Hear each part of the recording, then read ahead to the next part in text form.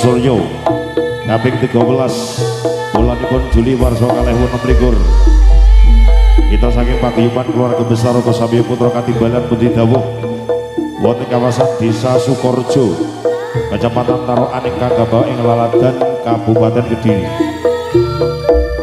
Boten katalopen kawataraken kusuma saking beliau pemerintahan desa, saking Bapak Kepala Desa, saking Bapak Perangkat Dusun, segenap lapisan masyarakat kawasan Desa Sukorejo, Kecamatan Tarokan ingkang Gabawa ing Laladan Kabupaten Kediri. Ingkang tansah kula hormati sesepuh bini sepuh, tokoh agama, tokoh ulama, tokoh masyarakat, tokoh pemuda, ugi segenap panitia. Lan ugi penting katelemen katerakan kami saking beliau Bapak tim keamanan yang terpadu, saking Bapak TNI maupun Polri. Kita saking paguyuban ngaturaken matur sembah nuwun saged ingkang sampun timbali kita sawarga saking keluarga besar Roko Samyo Putra.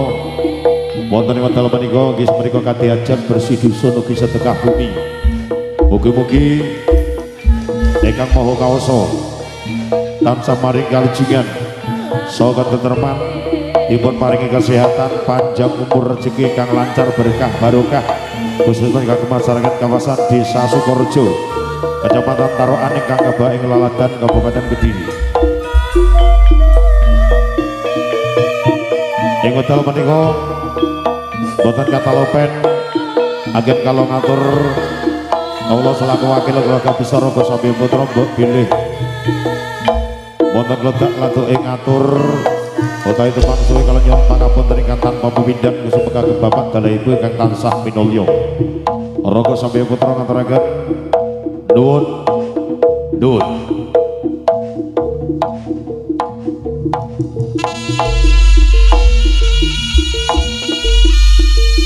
Ngaturaken dumateng para kata sing budaya kakung dalah putri atur pasugatan kos tunggal kebarakan medalipun dening para kadang putra.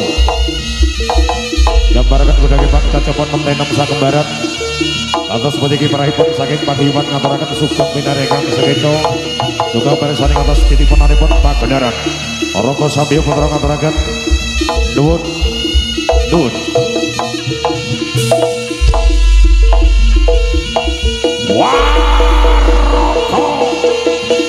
Roko Samyo Putra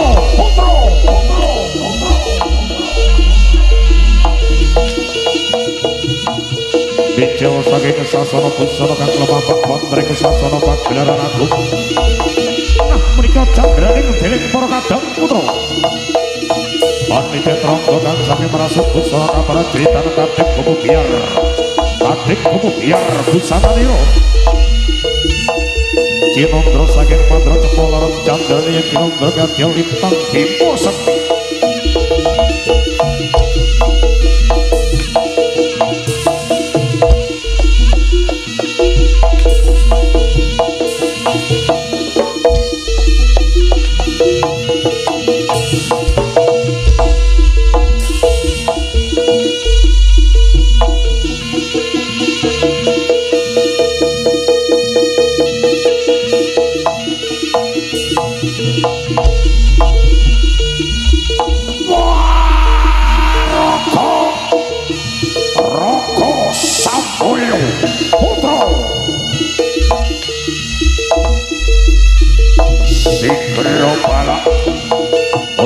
Dening para kadang putra aditeh trangga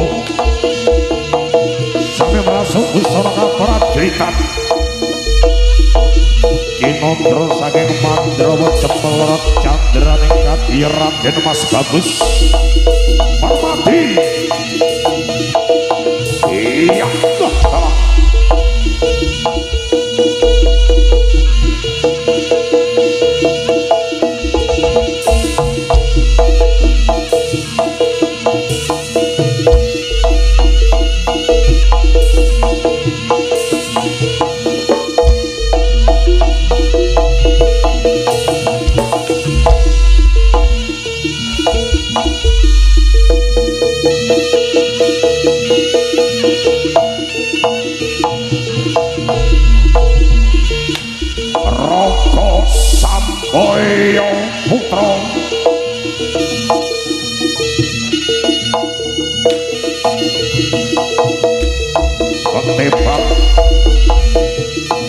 Bang Wijel saking Sasono Wisono Lolapak Potring Sasono Pak Gelar Agung Candraning Dening para kadang putra Kakak tinggal bagus rupanya cerdas rampil berkinas Kinondro saking Mandro Kati Raden Mas Bagus Permati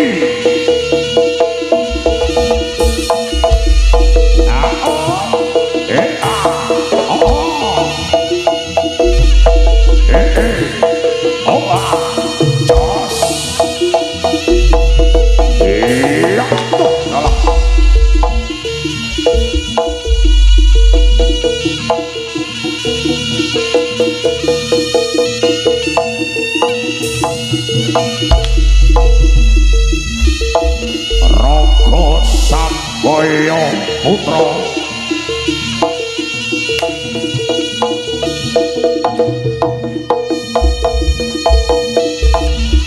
Tidak nyobining para kadang putra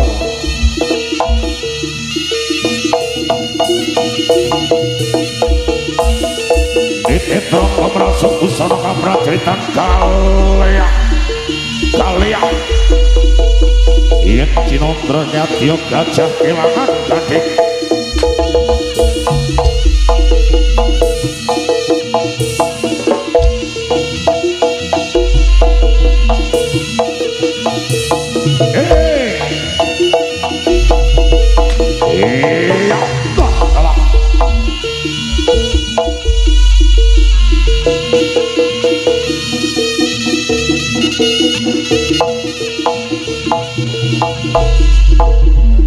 Roko Samboyo Putra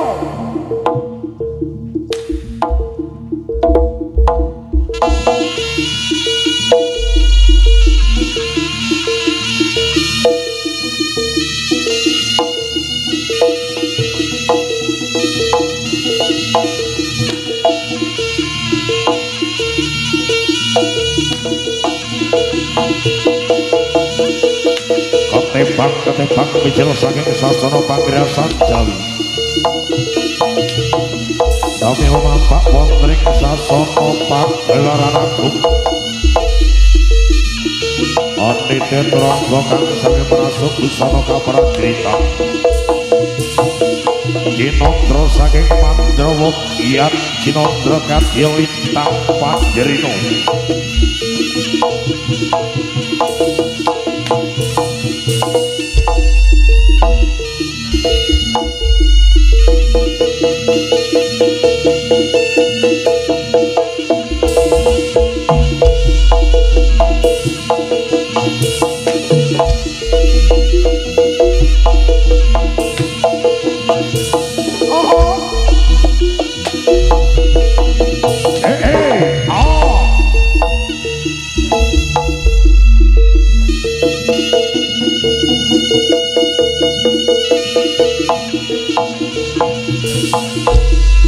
Roko Samboyo Putra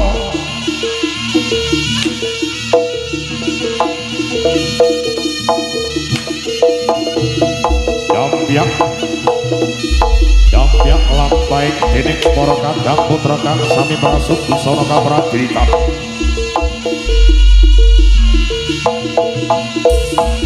Yen Cinondra Kadya Sela Blekiti Sela Kakaranawatu Blekiti kakanan sobat kang katingal merampung Candraning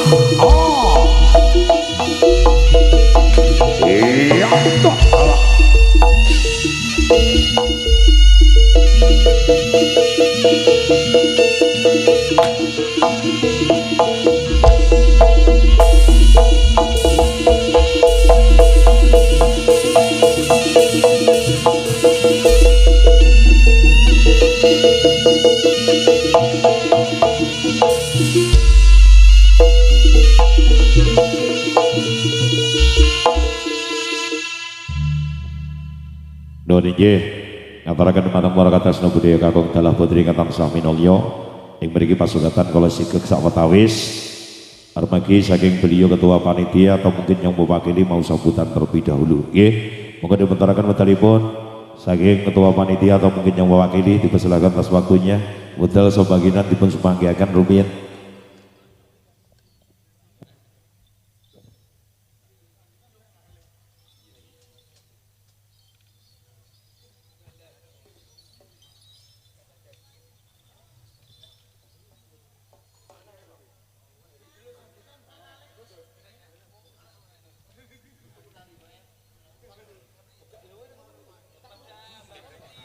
Monggo dipuntaraken medalipun saking ketua panitia atau mungkin yang mewakili badhe ngaturaken sambutan rumiyin.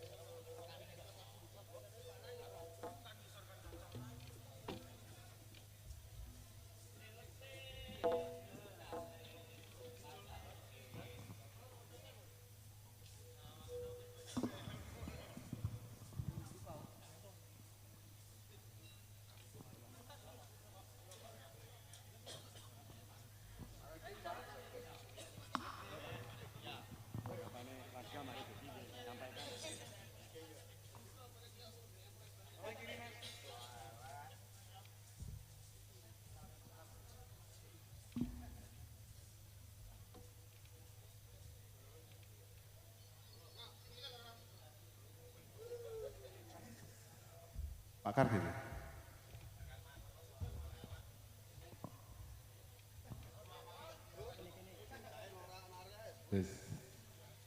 Bismillahirrahmanirrahim. Assalamualaikum warahmatullahi wabarakatuh. Yang terhormat Bapak Kepala Desa Tarokan beserta perangkatnya, yang terhormat juga Bapak Babinsa, Bapak Babin Kamtibnas dari kepolisian, mungkin yang saat ini dalam perjalanan menuju ke sini, juga teman-teman dari seluruh lembaga, dari BPD, LPMD, dari Bapak RW, Bapak RT juga yang saya hormati, juga teman-teman dari pemuda, juga tim parkir juga yang saya banggakan, serta seluruh masyarakat warga Dusun Sukorejo yang selalu saya banggakan. Puji syukur alhamdulillah pada kesempatan siang hari ini kita semuanya dapat melaksanakan acara bersih dusun di Dusun Sukorejo, tepatnya di RT 3 RW 8 ini dalam keadaan sehat walafiat. Amin amin ya rabbal alamin. Serta tak lupa sholawat serta salam selalu tercurahkan pada beliau junjungan kita Nabi besar Muhammad Sallallahu Alaihi Wasallam, yang mana nantinya kita tunggu-tunggu syafaatnya di hari akhir. Amin. Ucapan terima kasih kepada seluruh warga masyarakat Dusun Sukorejo yang telah berpartisipasi galangan dananya, dan juga terima kasih kepada Bapak Lembaga yang telah melaksanakan tugasnya sehingga terwujudlah acara hiburan di siang hari ini. Nggih menika acarane bersih dusun. Bersih dusun adalah suatu bentuk kegiatan masyarakat dusun tanpa melihat status, starta, kedudukan agama dan sosial masyarakat. Di semua warga memiliki hak dan kewajiban untuk gotong royong sebagai bentuk syukur atau penghormatan pada alam semesta, di mana alam telah memberikan sumber kehidupan. Sudah sepantasnya bila manusia menjaga dan melestarikan alam. Bersih dusun juga merupakan sarana untuk mempererat tali persaudaraan serta menjalin persatuan dan kesatuan antar warga dusun. Di samping memberikan hiburan kepada masyarakat.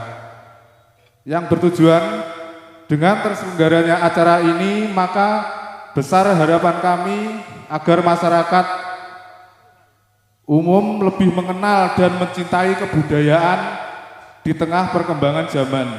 Adapun tujuan dari acara bersih dusun Sukorejo tersebut antara lain sebagai sarana apresiasi rasa syukur masyarakat kepada Allah Subhanahu wa Ta'ala dan juga mempererat tali persaudaraan dan meningkatkan rasa persatuan dan kesatuan warga, memberikan hiburan kepada masyarakat, menumbuhkan rasa apresiasi warga dalam memperingati bersih dusun.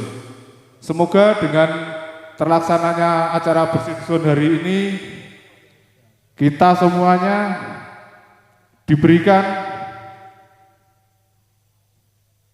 kedamaian, kesehatan, dan rezeki yang melimpah. Amin. Dan juga saya ucapkan kepada seluruh jajaran perangkat desa dan dusun yang bertugas di sini dan juga Pak Lembaga, selamat bertugas untuk mengamankan kelancaran acara ini dan juga teman-teman dari teman parkir di tempat.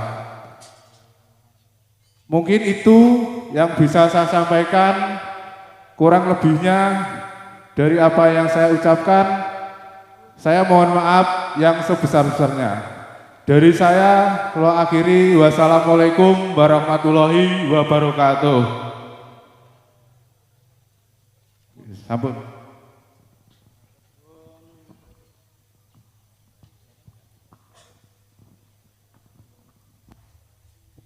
Injih kantarakan matur sembah sangat atas beliau ketua panitia dan juga itu mungkin yang mewakili segenap panitia. Kantarakan matur sembah sangat sambutan mugi-mugi ingkang dipunteraken bermanfaat kagem masyarakat kawasan dusun Sukorejo. Nuwun injih dumateng para kadang seno budaya kakung dalah putri Kantan Saminolyo menika ngambaraken dening para kadang putra ingkang kembaraken godhoge pangcajupun mentenung sak kembaran ingkang sampun pepadhipun ngarsa panjenengan sami.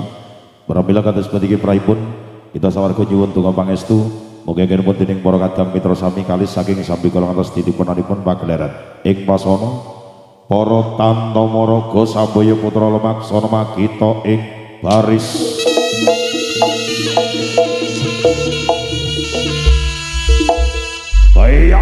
Bayak siap siaga.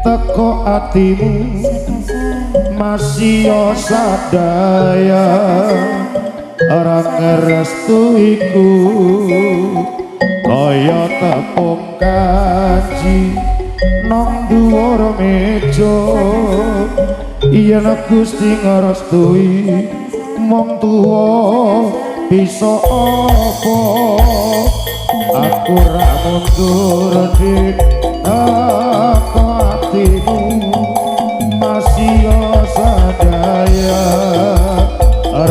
restuiku kaya tapung kanji nang dhuwur meja yen Gusti ngastui wong tuwa bisa apa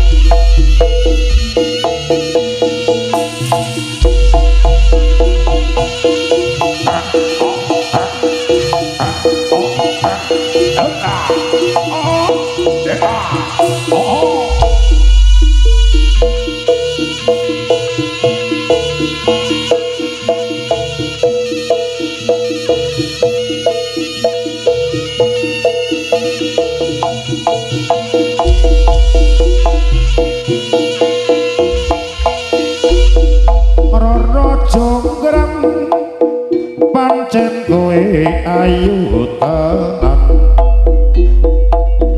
ora mokal yen aku nandang kasmara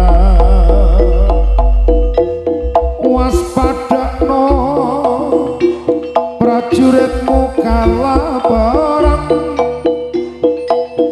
mula kowe dadi wanita boyongan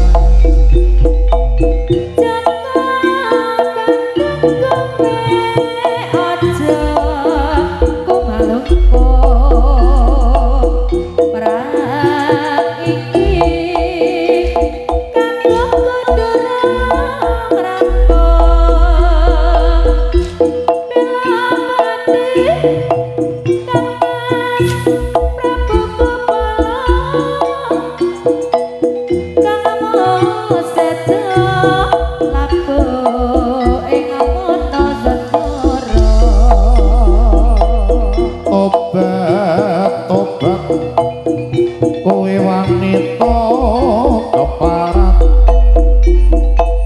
ora ngerti yen Bandung lanange jagat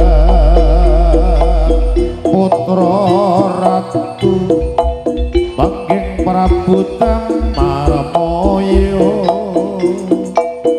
aku duwe aji sekti Gedhitomo Rara Jonggrang manuta sing pundhut garwa iya Bandung aku terbebas jati semu sewangi kudu dadi iya Jonggrang banyumonmu tak turuti tobat kowe wanita keparat ora ngerti pasti yen Bandung lanangi jagat putra ratu panggih Prabu Damarmaya aku duwe aji sekti gedhi dawa rara jombang manuta sing pundhut garawa Ya Bandung aku terbebasna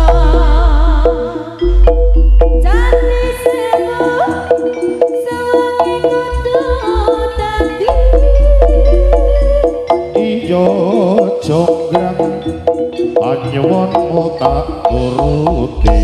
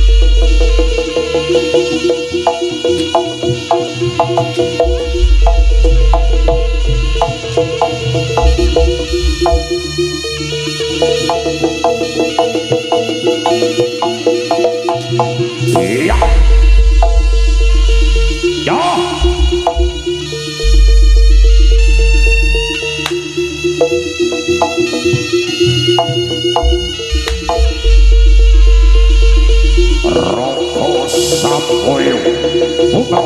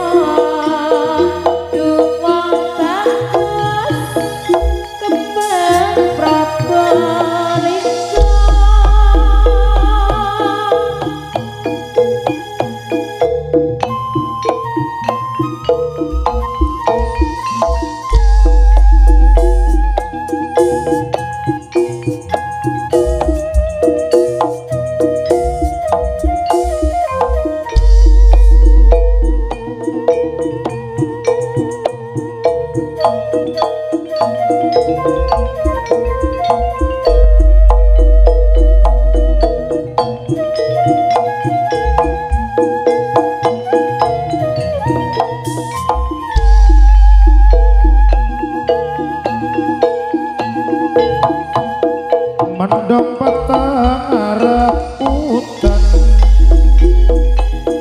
pupus klopo padha jejogetan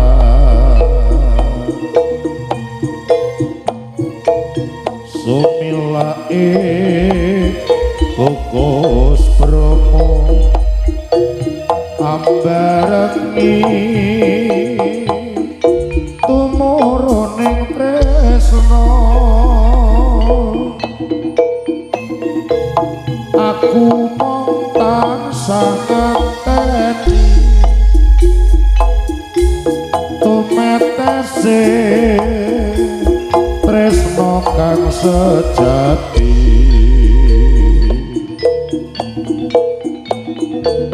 wedi yen kelangan kowe ayo enggal ala krama wae kembang arum prabalingga rina wengi mung katone mata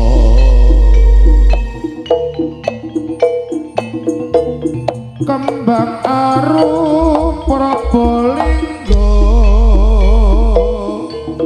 tak sirami banyune asmara sayur kentang sambal bawang lalap kubis opo ora kelingan bukaan awangi tresno duwong ayu kembang prabalingga